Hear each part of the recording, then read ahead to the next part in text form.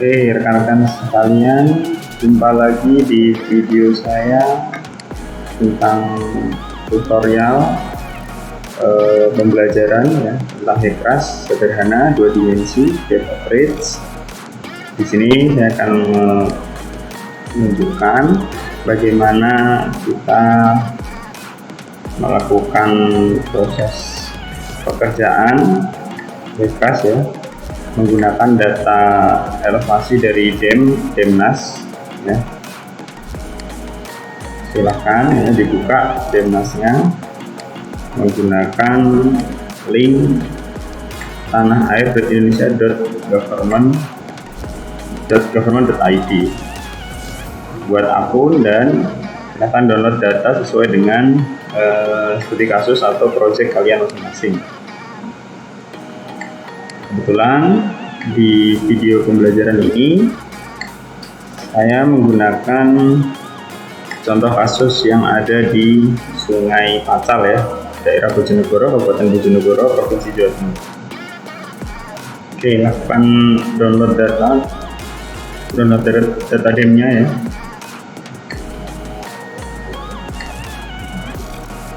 Kemudian cari file kalian, diletakkan di mana. Jadikan satu folder, di folder project kalian masing-masing.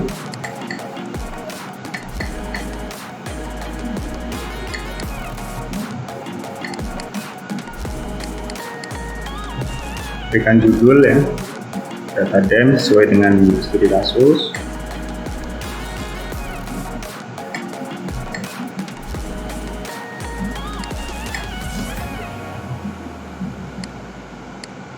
Kemudian kalian perlu tahu kondisi atau zona universal transfer meternya di project kalian itu di mana ya. Dalam hal ini punya saya itu di 49S ya.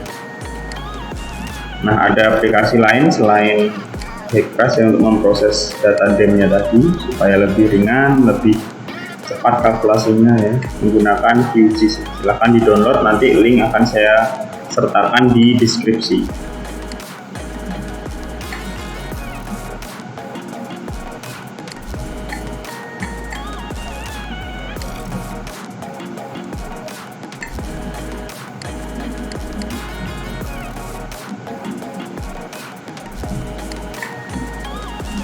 Oke, berikut ada tampilan awal QGIS ya.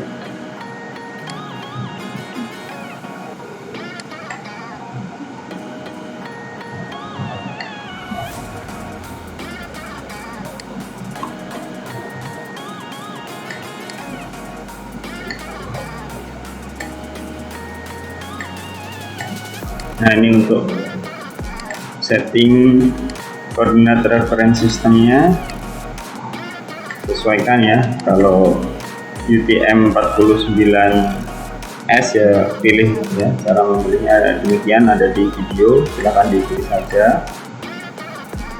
Pakai yang WGS 84.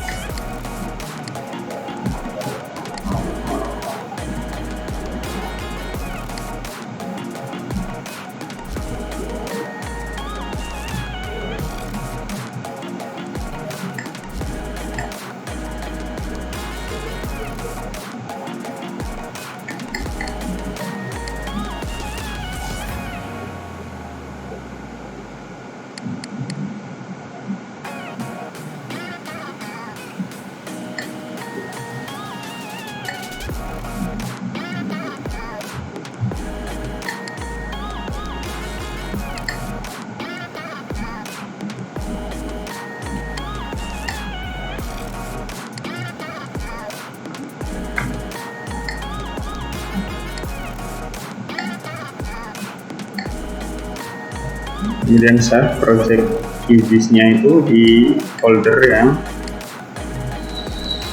satu kesatuan ya, menjadi satu kesatuan dengan folder Hekras ya, atau project kalian, di file project kalian, jadikan satu di situ. Oke, beri nama sesuai dengan processingnya apa yang kalian lakukan ya.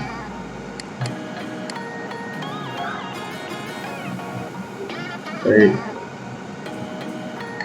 jika sudah bisa ditambahkan raster ya, karena DMNAS itu sifat dia merupakan tipe data raster ya. Kita cari data DEM-nya di mana. Nah, tinggal dimasukkan saja. Nah, berikut adalah data DEM yang berhasil di download dari DMNAS ya.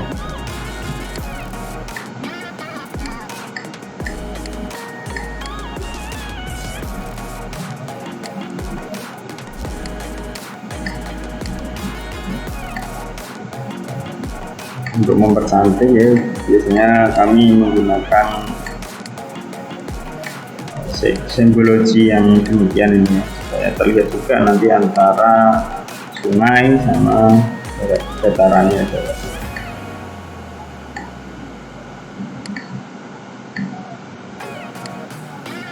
Bisa dicek-cek kondisi elevasinya. Nah, berikut sudah mulai terlihat ya beberapa cabang-cabang sungai ya di dalam suatu das yang arahnya ke utara ya, karena hilir dari sungai saya itu di Sungai Bengawan Solo, sungai besar ya. Jadi demikian, ini sudah benar saya kira data DEM-nya.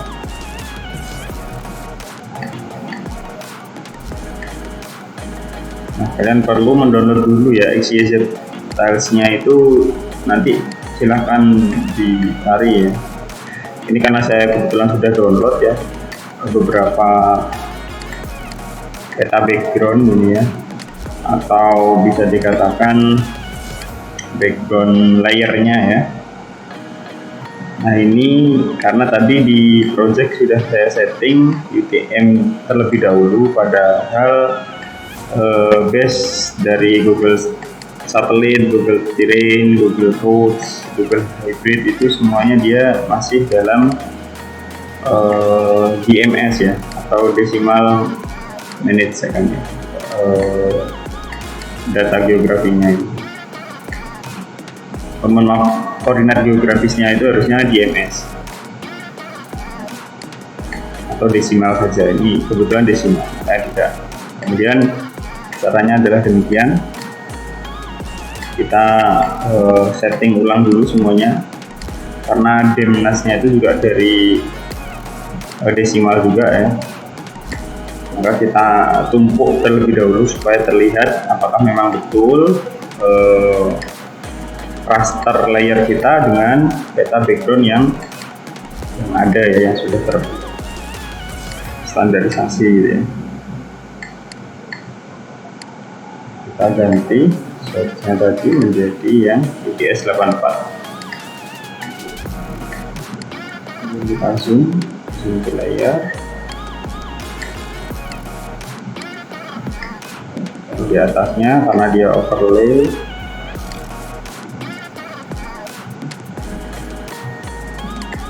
nah sudah di overlay gini ya, jadi udah benar ya, memang kondisi topografinya udah sesuai ya dengan apa yang ada di Google Satellite, dengan apa yang ada kita peroleh dari DMNAS.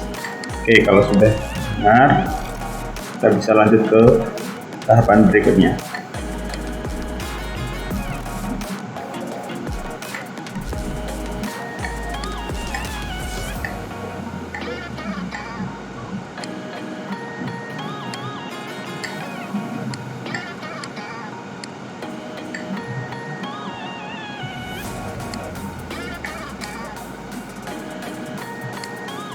Kita cari kondisi sungai yang spesifik yang akan kita modelkan ya di Hydras nanti, disesuaikan dengan projectnya juga.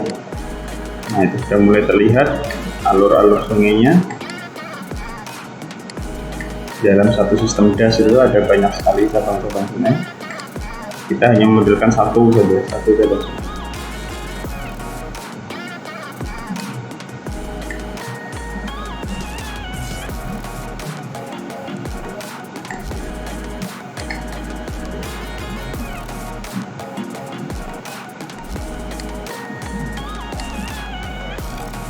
Kita coba buat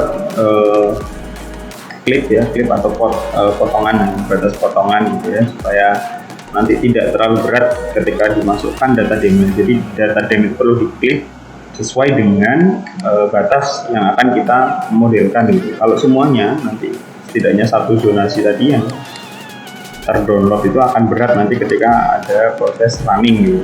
Dan itu juga memudahkan juga ketika pembuatan geometri di Hexcraft nanti. Nah, kalian bisa buat aja ya kondisi, usahakan karena dia raster itu pixel ya, jadi nanti kotak gitu ya, jadi batas pemotongannya clear, jelas, lebih jelas daripada fleksibel bentuknya yang tidak teratur, irregular gitu.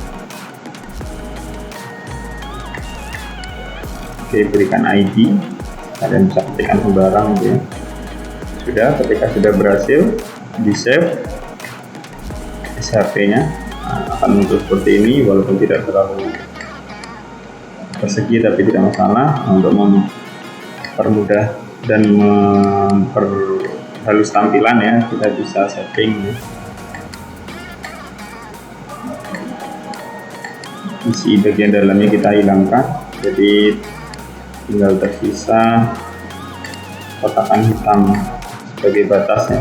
Nah, karena tidak terlihat mungkin bisa diganti warnanya, itu disesuaikan dengan selera ya, yang penting jelas gitu menjadi pembatas. Nah, merah saya kira lebih jelas gitu ya, itu yang akan kita ekstrak nanti atau kita klik data demnya.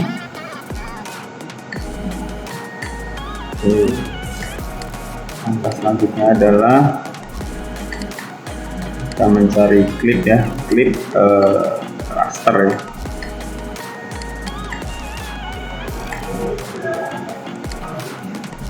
Raster,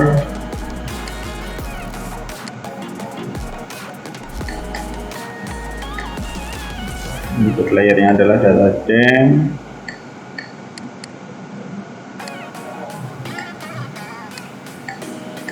Biarkan dulu di WGS 84 dulu, nggak masalah.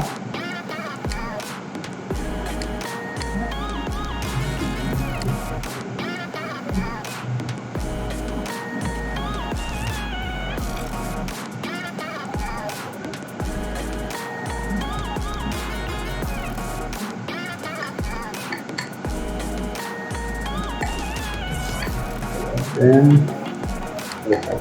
kita cari di layer yang clip boundary tadi, kemudian kita save ya hasil klipnya tadi itu. Jangan diletakkan di temporary ya, karena itu akan dipakai ya nantinya, jadi kita tinggal pakai, dijadikan satu file, dijadikan satu folder dengan folder project kita.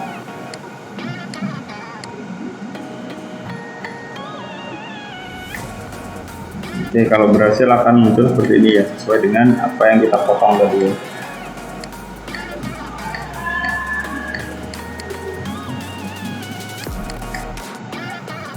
Nah, itu adalah hasil potongan dari data dem yang jumlahnya lebih besar, karena kita spesifikkan untuk satu ruas sungai saja.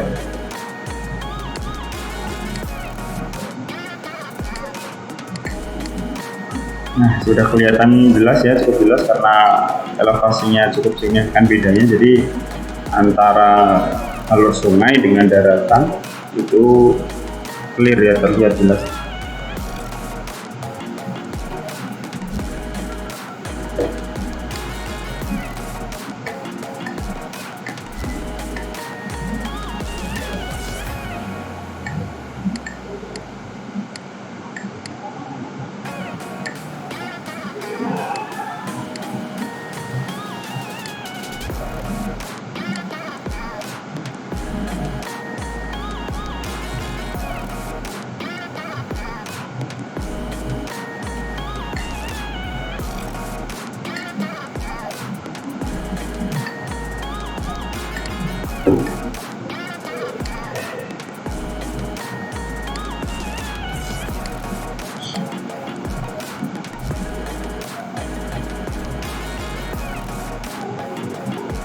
Nah, proyeksinya kita rubah ya, karena kan tadi masih desimal ya, koordinat sistemnya itu masih desimal.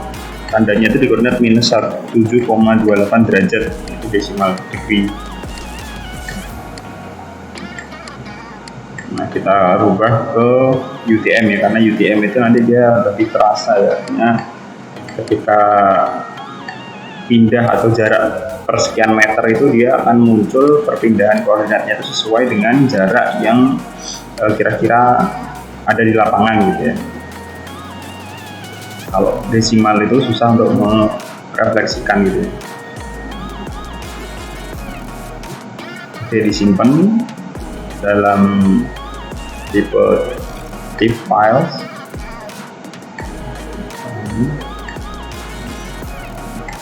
Oke, hasil dari proyeksinya tadi. Nah, ini bisa dilihat di bagian koordinat. Nah, itu sudah berubah menjadi UTM.